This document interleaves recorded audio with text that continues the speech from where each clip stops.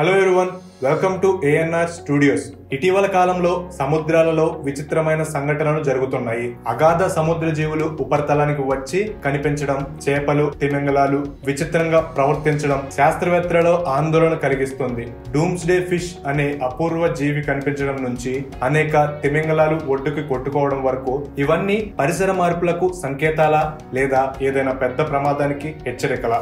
ఇటీవల కాలంలో ఎక్కువగా చర్చకు వస్తున్న ఓర్ ఫిష్. ఇది చాలా అరుదుగా కనిపించే పాము లాంటి పొడవైన చేప.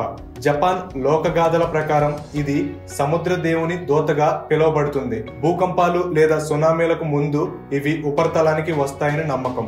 ముఖ్యంగా 2011లో ఫుకుషిమా భూకంపానికి ముందు జపాన్ తీర ప్రాంతాల్లో అనేక ఓర్ ఫిష్లు కనిపించాయి. దీంతో ఈ నమ్మకం మరింత బలపడింది. అయితే ఈ విషయాన్ని ఖచ్చితంగా నిరూపించే శాస్త్రీయ ఆధారాలు లేవని మత్స్య శాస్త్రవేత్త హిరోయుకి మొటోమొరా వెల్లడించారు. కానీ కొన్ని పరిశోధనలు భూకంపాల కారణంగా సముద్ర గర్భంలో ఒత్తిడికి మార్పులు ఏర్పడి ఈ జీవులు పైకి వచ్చే అవకాశం ఉందని సూచిస్తున్నాయి. శాస్త్రవేత్తల అభిప్రాయం ప్రకారం సముద్ర ఉష్ణోగ్రతలు పెరగడం వల్ల ఈ జీవుల సహజ వాతావరణం మారిపోతుంది. దీని కారణంగా ఇవి తినుబండారాన్ని వెతుకుతూ కొత్త ప్రాంతాలకి రావాల్సి వస్తుంది. సముద్ర ఉష్ణోగ్రత మార్పులు మరియు మహాసముద్ర ప్రవాహాల మార్పులు సముద్ర జీవుల ప్రవర్తనను గణనీయంగా ప్రభావితం చేస్తున్నాయి. ఇటీవల తస్మానియా తీరంలో 150కి పైగా ఫాల్స్ కిల్లర్ వేల్ ఒడ్డుకు కొట్టుకుపోయాయి. వీటిని కాపాడే ప్రయత్నాలు విఫలమయ్యాయి. తిమింగలాలు ఒడ్డుకి కొట్టుకుపోవడం గతంలో కూడా జరిగిన ఇటీవల కాలంలో ఈ సంఘటనలు పెరుగుతున్నాయి.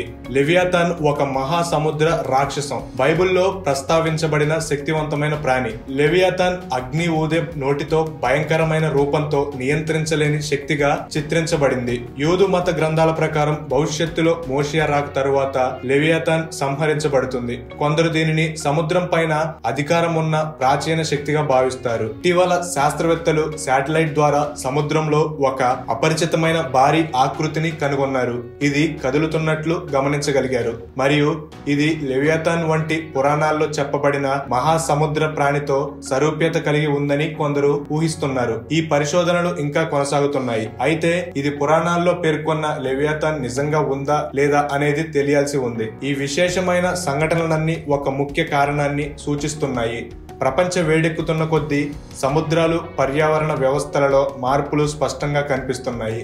సముద్ర ఉష్ణోగ్రతలు పెరగడం, సముద్ర ప్రవాహాల మార్పులు, సముద్ర జీవులు సహజ నివాస ప్రదేశాలు మారిపోవడం ఇవన్నీ సముద్ర జీవుల ప్రవర్తనలో మార్పులకు కారణమవుతున్నాయి. మహాసముద్రం మనకు ఏదో ముఖ్యమైన విషయం చెప్పడానికి ప్రయత్నిస్తుంది. ఇది వాతావరణ మార్పుల హెచ్చరిక లేదా త్వరలో మానవాళిపై ప్రభావం చూపే మరో ప్రమాద సంకేతమా? త్వరగా స్పందించకపోతే సముద్రం మళ్ళీ మనకు అర్థం కాని సంకేతాలు పంపవచ్చు. ఈ విషయం గురించి మీ అభిప్రాయాన్ని కామెంట్ సెక్షన్ లో మెన్షన్ చేయండి. అలాగే లైక్ చేసి షేర్ చేయండి. ఇటువంటి మరిన్ని ఇంట్రెస్టింగ్ వీడియోస్ కోసం వెంటనే ఏఎన్ఆర్ స్టూడియోస్ ని సబ్స్క్రైబ్ చేసుకోండి. Thank you for watching.